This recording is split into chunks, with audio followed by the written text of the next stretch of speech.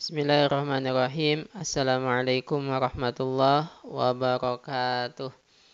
Alhamdulillahirabbil alamin wassalatu wassalamu ala nabiyyina Muhammadin wa ala alihi wa sahbihi ajma'in. Amma ba'd. Fa ya ayyuhal hadirun usi nafsi wa iyyakum bittaqwallah wa ta'ati faqad fazal muttaqun. Pada kesempatan kali ini insyaallah yang akan kita bahas, yang akan kita kupas adalah bagaimana caranya ketika kita menjadi imam sholat agar hafalan kita jangan ada yang lupa, agar hafalan kita jangan ada yang macet. Jadi, sahabat yang dirahmati Allah, ini adalah permasalahan yang dihadapi kebanyakan imam, terutama imam-imam yang baru ya, atau imam-imam yang punya hafalan yang banyak.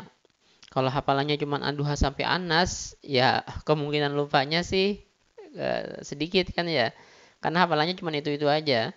Tapi kalau ada imam yang hafalannya misalnya 2 juz, 3 juz, kemudian dia pengen baca surat-surat yang agak jarang dibaca, nah ini yang menjadi masalah akhirnya. Yang kita temui kemudian ada banyak imam, terutama imam-imam yang muda, yang akhirnya hafalannya macet, hafalannya kurang lancar, tersendat. Nah insya Allah yang akan kita bahas pada kali ini adalah bagaimana caranya ketika kita menjadi imam tadi, walaupun kita baca surat yang baru atau yang belum pernah bahkan kita baca ketika di dalam sholat ketika kita menjadi imam, tapi hafalan kita tetap lancar. Nah yang pertama tipsnya, triknya, caranya adalah kenapa kemudian seseorang hafalannya macet-macet padahal katanya sudah dilancarin sebelum sholat atau sudah benar-benar lancar ketika dia setoran hafalannya itu. Maka biasanya yang pertama adalah karena dia ngelihat ke belakang. Ketika sholat tuh dia ngelihat ke belakang. Maksud ngelihat ke belakang ini apa? Yang dilihatnya adalah jamaahnya.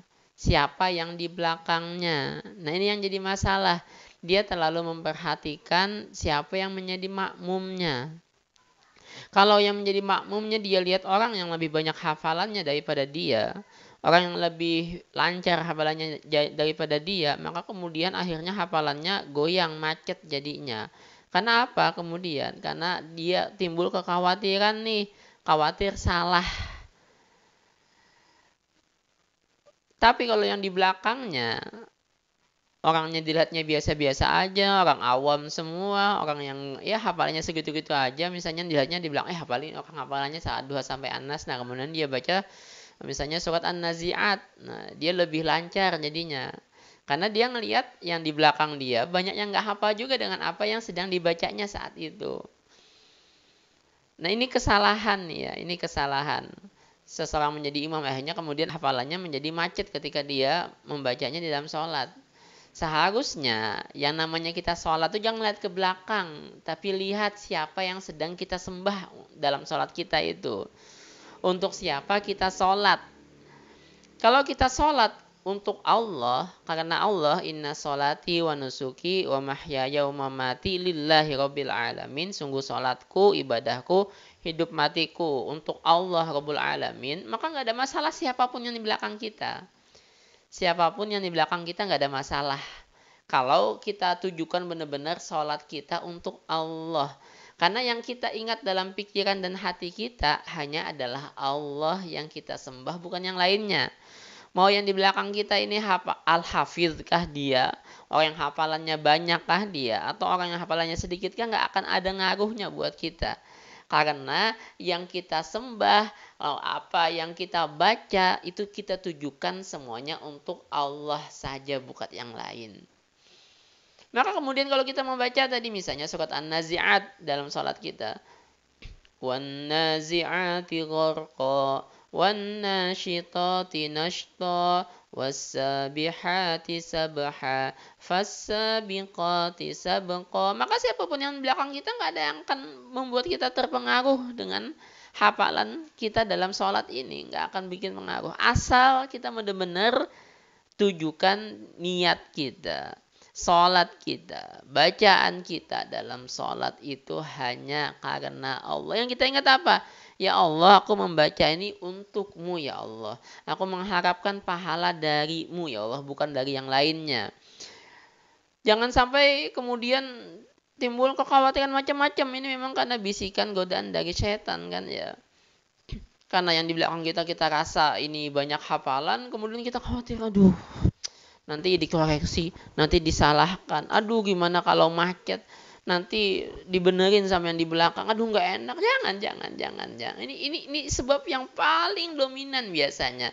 Kenapa seseorang yang sudah menyiapkan hafalannya sebelum sholat, ketika dibacanya dalam sholat, kemudian macet, tersendat-sendat. Karena pikirannya fokus ke belakang, ke makmumnya. Dia nggak fokus kepada Allah yang sedang disembahnya.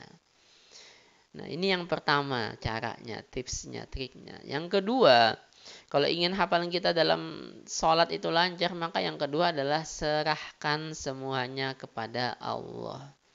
Serahkan sebelum sholat itu, serahkan lancarnya hafalan kita itu kepada Allah saja. Jangan sampai kemudian kita merasa, tadi sebelum sholat saya udah lancarin, pasti lancar dalam sholat kita. Ini jangan sampai ada perasaan seperti itu. Itu terlalu pede namanya, terlalu bergantung kepada diri sendiri, bukan kepada Allah. Karena yang bikin kita lancar hanya adalah Allah, dan yang bikin kita macet juga hanya adalah Allah saja. Maka serahkan semuanya kepada Allah. Jadi sebelum sholat itu misalnya kita merenung sejenak seperti ini nih. Ya Allah, aku serahkan hafalan ini kepadamu ya Allah. Ya Allah, lancarkan hafalanku ini ya Allah. Kalau sampai hafalanku ini macet, kasihan yang di belakangku. Mengganggu kekhusyuan mereka. Mereka juga akhirnya ikut memikirkan dengan apa yang ku baca dan apa yang kemudian aku macet itu. Kasihan mereka ya Allah. Seperti itu sejenak merenung tuh. Karena ini yang saya praktekkan, saya terapkan dulu ya. Saya terapkan terutama ketika benar-benar gugup ya. Kalau sekarang saya udah jarang sekali jadi imam, makanya kata saya dulu itu waktu sering jadi imam. Saya selalu menyerahkan ini kalau kemudian ada kekhawatiran dalam hati, khawatir hafalan macet, khawatir hafalan tersendat, maka saya serahkan sama Allah. Ya Allah, aku serahkan hafalanku yang kulancarkan tadi kepadamu ya Allah. Jangan sampai kita terlalu pede, tadi udah lancar banget, udah dilancarin, pasti lancar dalam sholat, jangan. Nah, Allah yang nanti akan mengutak-atik hafalan kita itu kalau kita terlalu pede. Dan ingat, kalau kita bertawakal kepada Allah, wa may yatawakkal 'alallah fahuwa hasbuh.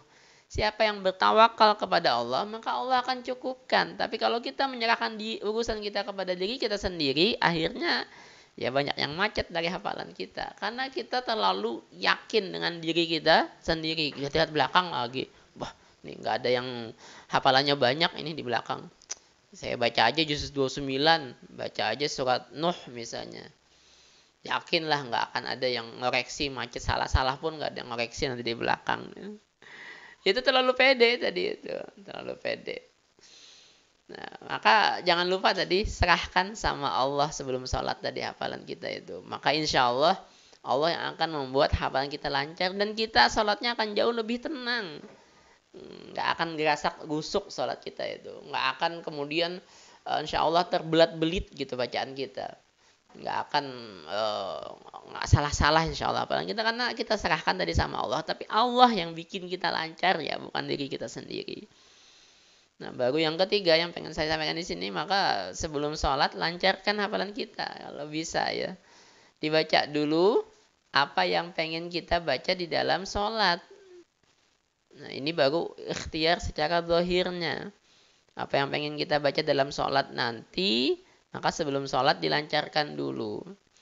Nah, yang keempat, kalau bisa bahkan sebelum yang saat kita melancarkan itu bukan di luar sholat, bahkan dilancarkannya dalam sholat-sholat sunnah kita.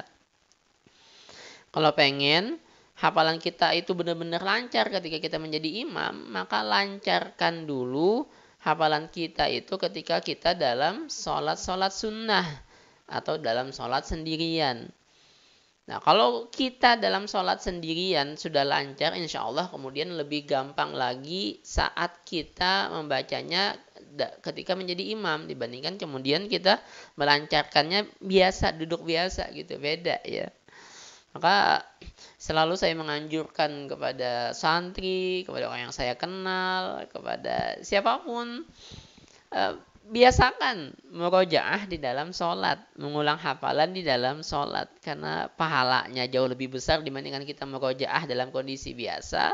Dan ini juga akan sangat membantu kita ketika kita menjadi imam dalam sholat. Kalau sudah kita biasa nih ya murojaah dalam sholat, mengulang hafalan kita dalam sholat sendirian, dalam sholat sunnah kita, nah insya Allah kapanpun kita menjadi imam tanpa perlu disiapkan sekalipun, insya Allah kita baca yang manapun yang sudah biasa kita baca dalam sholat itu, maka insya Allah akan kita dapatkan hafalan yang lancar dalam sholat kita itu. Tapi ingat yang pertama dan yang kedua tadi itu kuncinya ya, jangan lihat ke belakang saat kita sholat itu.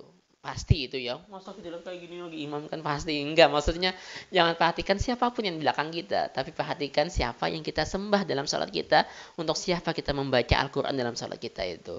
Nah yang kedua tadi yang jangan sampai ditinggalkan adalah serahkan lancarnya hafalan kita itu, serahkan sholat kita itu kepada Allah. Insya Allah akan bantu. Baru tadi ikhtiar dohirnya, lancarkan sebelum sholat dan biasakan membaca hafalan kita di dalam sholat sunnah kita atau ketika kita sholat sendirian. Nah ini tips trik insya Allah sahabat, bagi siapapun yang biasa menjadi imam atau ingin menjadi imam dan ingin hafalannya lancar ketika menjadi imam, ini tips triknya yang sudah juga insya Allah saya praktekkan, saya terapkan. Semoga bermanfaat. Hadani Allah wa iyyakum ajma'in. Subhanakallahumma bihamdik asyhadu an la ilaha illa anta astaghfiruka wa atubu ilaik. Wassalamualaikum warahmatullahi wabarakatuh.